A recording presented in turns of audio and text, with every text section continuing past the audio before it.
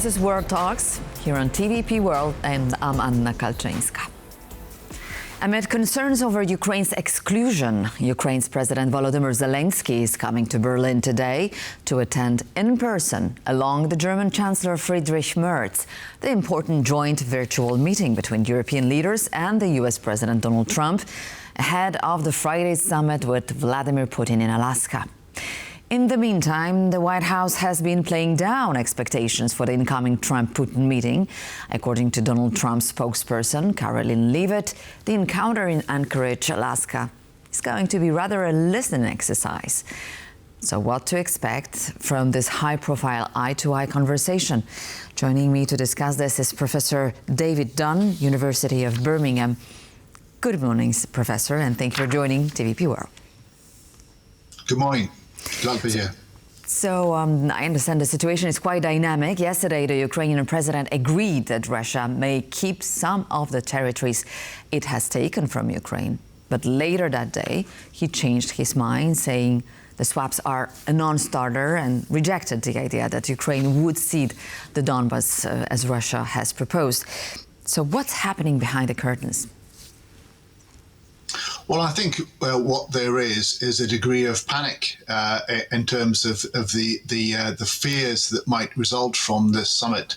The very fact that this meeting is taking place at all is a huge concession to Vladimir Putin. The fact that it's happening at all, because Putin has been rightly shunned for the last 3 or 4 years as a consequence of his aggressive action against Ukraine.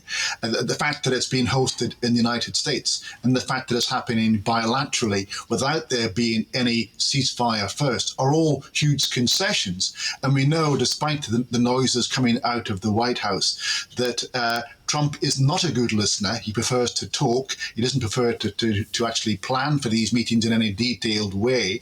And we know that despite his claims about what a wonderful negotiator he is, actually he has a really imperfect record on this, both in terms of meeting with Vladimir Putin in particular. Remember the Helsinki summit, whereby he actually agreed with Putin rather than his own intelligence agencies. And we know of his meetings with Kim Jong-un, when he actually took the same language that Kim used about ending war games, and then ordering that as a consequence of their meeting without talking to his own side first. So what we have is an impetuous, a not particularly smart negotiator in the form of Trump, and someone who was also motivated primarily by the idea of actually bringing the conflict to an end without thinking about the long-term needs for European security in particular, that actually are the wider and more important aspects of that situation. So, I mean, it's to be welcomed that he's saying he's now prepared to listen, and that reflects the fact that the Europeans have put a huge amount of pressure on the American sides to actually try and get them to be educated about the concerns and risks that are at stake in this negotiation. But there still remains that huge degree of trepidation as to what the possibilities are that follow from that. Because the fear is that the Americans and the Russians make an agreement, and the Ukrainians and the Europeans are forced to pick up the pieces when actually Trump tries to impose that agreement on Ukraine, or blames Ukraine for not agreeing the terms that he's reached with Putin. Absolutely. The stakes are high, and we all understand them. No more Yalta, no more Munich. We've been hearing these warnings from Ukrainian politicians urging for unity in front of Vladimir Putin. And indeed, fears of a historical betrayal are swirling. But after months of escalation, threats, peace talks, U-turns, the position of Donald Trump on Ukraine is still unclear. What is his goal, actually? Well, I mean, it's a good question, and the problem with dealing with Trump is that he is impetuous, he is impulsive, and he is inconsistent. We've seen this in trade talks, where actually no one knows what the tariffs will be, even when they're supposedly agreed. And the same is true with regard to Russia and Ukraine. There has been some positive movement.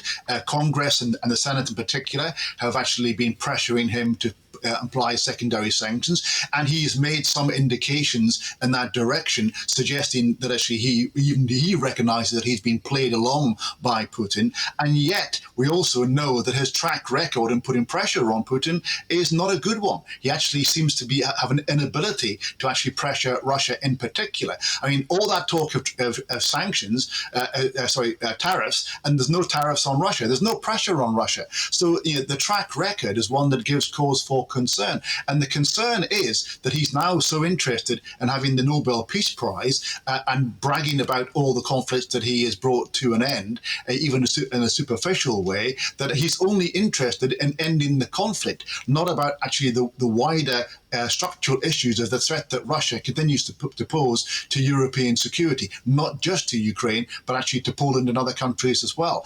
So they are the concerns. We're dealing with an unpredictable and somewhat hapless American president. So Donald Trump has been pushing to just end the war, spoke at length of some land swapping, and is meeting Putin in person without the European leaders. Yet analysts say that the Russian leader could turn this meeting to his advantage. Isn't it all hitting Donald Trump's image hard? Well, again, what Trump is about is all about image, and he actually likes the idea of the theatricality and the imagery of him meeting Putin as these two great world leaders. And unfortunately, all of that is what motivates Trump's approach. He is playing the role of president. He's cosplaying Ronald Reagan, and he sees himself in that context about bringing peace to the world by sitting down and having these negotiations. And that is the fear on this, that actually he comes to an agreement with Putin and then tries to impose that on the rest of the world. All right. So if Volodymyr Zelenskyy, sorry to interrupt me, declines and rejects this possible deal between Trump and Putin, is he going to be blamed as the one spoiling the deal almost gotten by Trump? So there's the two aspects of that. The fear is that actually that Putin and Trump come to an agreement. They try to impose that, and instead of now Putin being seen as the one that is intransigent, given that the Ukrainians have accepted the idea of a ceasefire, the tables turn and Ukraine is blamed and Ukraine is pressured. There is also the wider issue here that the Europeans are not going to accept a security deal for Ukraine, and that creates a fracture in NATO. And it's not just the Ukrainians that are pressured, it's the Europeans that are also pressured to accept this deal. And the Europeans actually will turn around and say this is unacceptable, and that creates a wider fracture between America and the rest of NATO. So there are huge stakes at play here, but the Europeans are now trying to make it clear that if you do X, then Y will follow, and that is why we're seeing a slight hesitation on the part of the White House saying, oh, this is just a token exercise, a listening exercise, and all the rest of it. But the fear still remains that once Donald Trump gets in that room, that actually he gets carried away with himself, he forgets his brief, and actually he actually tries to play this great statesman and tries to actually impose any settlement that Putin suggests to him on the wider world. But on the other hand, you might look at it from a different angle, like Politico says and wrote lately that Trump has shifted closer to NATO in recent months. So perhaps today's meeting between the European leaders, grateful for the effort on the part of the U.S. president, as they said it, could bring some strategizing together. Do you believe that such consultations could bring about a positive outcome?